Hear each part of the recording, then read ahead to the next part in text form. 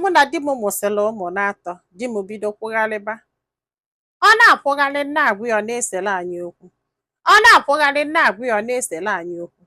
Ọ nọgidezie ebe a nke ntị n'ife because na m na-agwa ya that na igwu na eziokwu adị m agwa ya n'obele na m echebilie na-akwụ ya nkwali agbogo nkwali agbede. Ọ bara ulu na m pụtara ihe a na-asịla ụlọ asị o.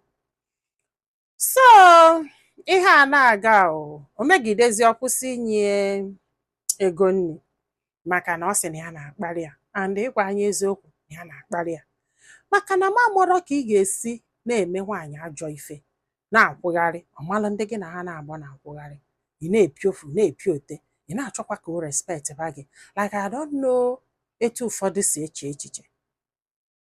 O kwere m nghọta, abịghị ghọtago maka na ma mụrụ ka nwaanyị afọ ga-esi wee masịala ife ị na-eme, you still expect her to respect you. O siri ike o. So ọ sị m na ya na-akparị actually. O wee nọgide one day wee kpọọ ya sị ya na ya adịrọzi interested ka onye ọbụla jebele onwe ya. Ya wee sị ya na nsogbu adịrọ, wee kpolu ụmụaka ya na-atọ wee naba o. Ịghọtara na ya kwere kwepụ ụbọchị ọ gwara ya na ịgbagonu na ọ gwasịrị anyị olu ụbọchị ọzọ ọ kwụgharịkwa pụọ. Ya wee tụkwara ya wee kọbazi anyị ife sị akwa ya gwara ya na ya chọọzi ya pụọ bịa ịmagonu. From there tụpụbazali ya ife sị a si bie pụọ si bie pụọ ebe ọma ndị nwunye ya pụọ bie ya ma nkwụsịkwanụ. Ya wee pụọ ọ sị m na papi ya nọrọzi na mami ya nọrọzi na-echekọta ebe a ga-ana na ya mara ebe a ga-ana maka na ike kwụrụ ọtọ gwa ya maka na papi ya nụrụ nwaanyị a nke ịbụọ mgbe mami ya nwụrụ. Ịghọta na nso na ya mara ebe a ga-ana. Ya wee jebe na nke enyi ya nwaanyị wee lụọ ebe afọ wee nọrọ. Agụụ wee bido wee gụbanụ ya nụ maka na di ya ada enye n'iya ego na o nwere ife a na-alụ ebe afọ. O nwegodo ife a na-alụ n'ebe ya na di ya nọ ka ya na-alụ ya na o nwere ife a na-alụ. Agụụ wee gụbịa na enyi ya nwaanyị anya na ya na-abọbi na di ya n'obodo oyibo. So fa na-abọ wee biri. O wee bụrụ na fa na-agbagharị mgbagharị wee na-enyela onwe fa aka. Fa agbagharịkata na o nwere this guy ọfịa atụọ na-esue oyoli agbogo oyoli agbede. Ya na-agwa ya sị ya sikwe na di wee pụta o na ya ka chọrọ na ya kpokwa ụmụaka na-atọ. Ọ sị ya na ya agwa gị na ya lọvụrụ ya na ya ga-emeli ihe niile dị n'ụwa. Ọ sị m nne ya ajụ this guy na-esue mpịa kọmbịa ya ji igote ife ọ na-eso enye egbogo egbogo ọ na-eso enye agbada agbada ọ na-eso na ya ga-take care of her na ya ga-eme nna na ya ga-eme ibia. Ọ sị m ịmagonu na ndị friends a na-enye enye aka sị onye ejiri ego wee gbapụta be die ịmagonu fa nyegideli aka sị ọ nara ekwete this guy ka o take care of ha na ụmụaka. Kedu ife o bu utu na-akwụgharị bịa na-ayọfe ego. Ịmagonu na ya nwere no choice. Ya wee kwalụ. So this guy wee sị enyi Ibongi sesie enyi. Ọ sị m na that first day ya kwelu na faseli Ibongi 3 times. Ọ bụrụ na onye Ibongi ka ọ bụ. O wee sesie wee chọrọ obele ego na ihe o nyekwere bụ 20,000 wee naba. Ya nọkwalụ. After 2 days oche etekwa ha esekwa Ibongi again. O wee na ya fụrọzịa 1 week ga 2 weeks ga etu ka si nọlụbie that day. This man kwolubịa. Nya hai na ịwa nka bata n'ime ụlọ ebe a nọ kpụpụta ya n'ilo wee kụ ya osimunne chai na di ya na-eti ya ife mana this man anụ ọfịa wee kụ ya na-achọ ka o gbuo onye. And this guy ya na ya na-abụ obi anọrọkwu mgbe eji wee tibe mkpu ndị mmadụ ji wee bata na this man na-akụsisi gị nya ihe ọ kụrụ ya si na ya bunyeli ọya ntantana na-atata na mgbedike na since nya amarị ya na ya na-akwụgharị na ebutenuru ọya ntanta o. Ọ ntele nya wee lie anya wee lisi anya wee bụrụ na o bu magono ma sifili fancha niile na obie o wee bunye ya wee jezikwa inyu amịrị ekwerezi ọnyụnyụ. Kedu ife o ji wee bunye ọya wee gbubie na ndị mmadụ gara aga n'aka this man. So ịmagonu na ya bụrụ nwaanyị si be die wee pụta kedu onye a ga-akọlụ. Nne ya nọrọzi kedu ebe a ga-ebido. Etu ka si nọ na pavement na-ebe ọbala nwoke kwụsịsịrị ya n'ọnụ ya biri ọya ya na-ebezakwa. So nke ya na-abọbi wee bata nke die n'obodo oyibo. Hai iwe wee this girl. o wee pụọ wee je weta eke wee je kpọrọ the guy wee kpọchie fancha niile wee jebe steshọn ndị polisi wee fịa wee na-eti ife dis man kụrụ ya ọ sị m na ejiri ofu anya afụ ụzọ na nna eke ikpute ọnụ ara nya ọ kụrụ ya beyond repair ọ chọrọ igbue ka ọ na-eti ya ife ụmụ ya na-abịa na-ejide ya aka n'ọkpa ọ na-agbachafụ ha na-akụ ya nna ụfọdụ ụmụ nwoke bụ nnọọ anụ ọfịa azụrụ azụ maka na ịmagolu na o si be die wee pụta maka aka igbu onye ode ga-ekwurie andịziela akọsigolie na enwere nne ya wee bịa na nke nwanne ya nwaanyị nna anyị bie mebi na die na-eti ya ife wee feel that you can do anything so ha wee luo ndị polisi wee sa ha jebe court wee wepụ okwu court wee kpebe wee jụba the man wee sị ya kedu ka isi wee malụ na ọnya nwa bili gị ọya ọ sị na o nwere nwaanyị ọzọ ya na ya na-abụ nọrọ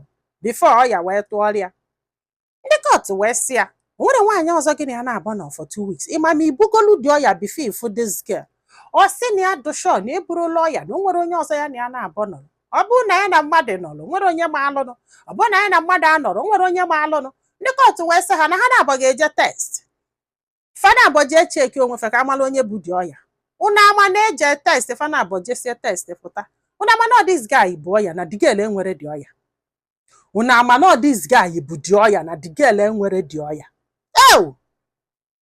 ọsị m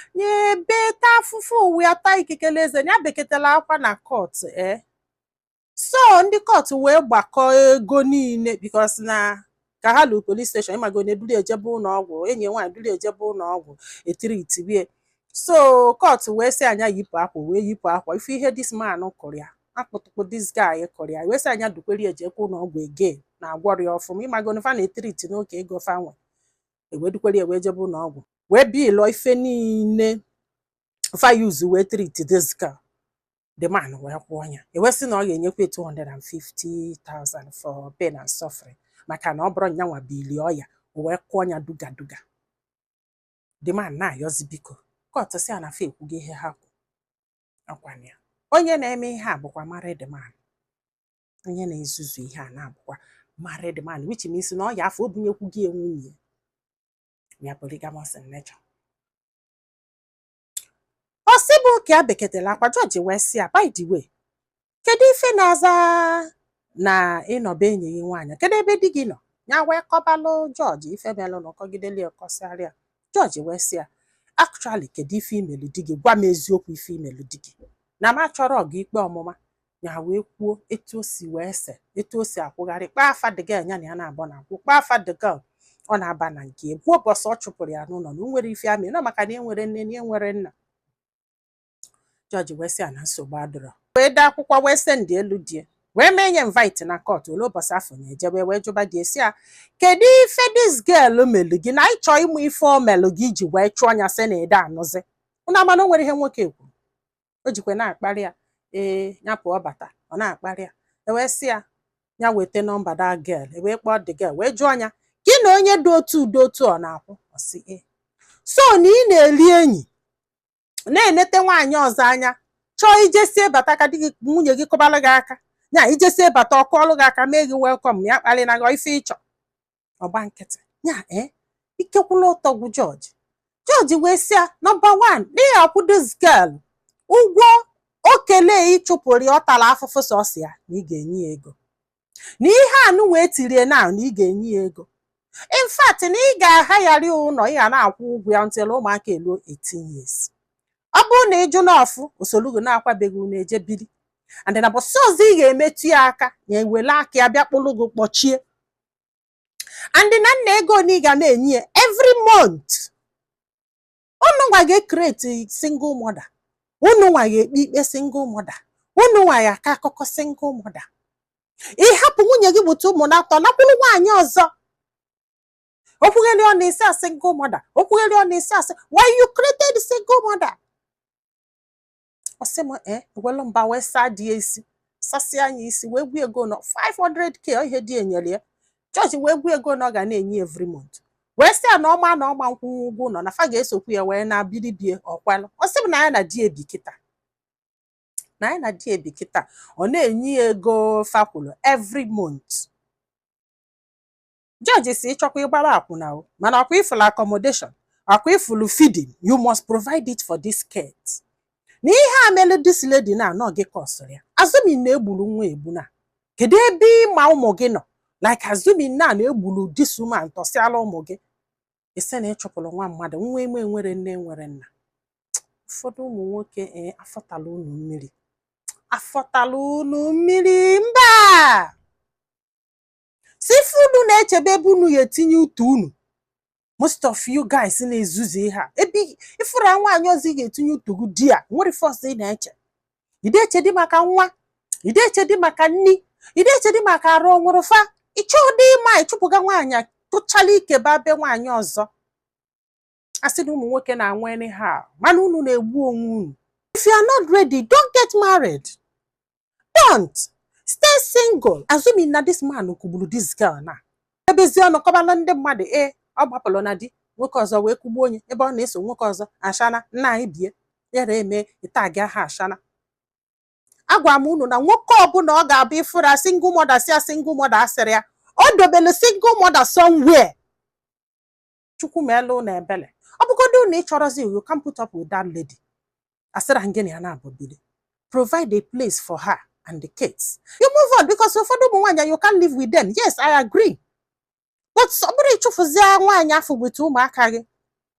Ekwubi agụ. To the point na o jere ịgba ashana ka o wee zụọ ụmụ gị. Ọ na-agba ashana wee azụ ụmụ gị. Ị nọlụ n'utu nwaanyị ọzọ. Fiakwa. Ife nji wee kọba akụkọ bụ ịbụrụ nwaanyị di gị chụpụ gị n'ụlọ. Go to court. Go to welfare. Go to court. Go to welfare. Unu agbazina fa nkịtị.